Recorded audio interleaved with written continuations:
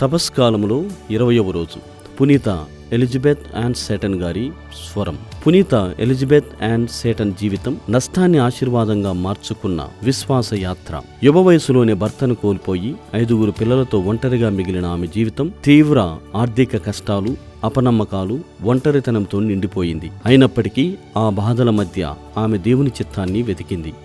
సత్యాన్ని అన్వేషిస్తూ కథోలిక విశ్వాసాన్ని స్వీకరించినప్పుడు సమాజం నుండి కూడా వ్యతిరేకతను ఎదుర్కొంది. కానీ ఆమె నిరాశలో మునిగిపోలేదు. తన వ్యక్తిగత దుఃఖాన్ని సేవగా మార్చుకుంది. అమెరికాలో తొలి కథోలిక పాఠశాల వ్యవస్థను స్థాపించి విద్య ద్వారా అనేక కుటుంబాలకు ఆశా వెలుగై నిలిచింది.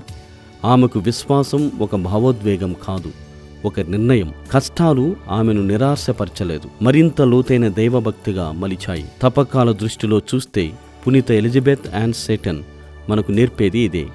కన్నీళ్లలోనూ దేవుని యోచన ఉంది. విశ్వాసంతో ముందడుగు వేస్తే మన గాయాలే ఇతరులకు ఆశగా మారుతాయి.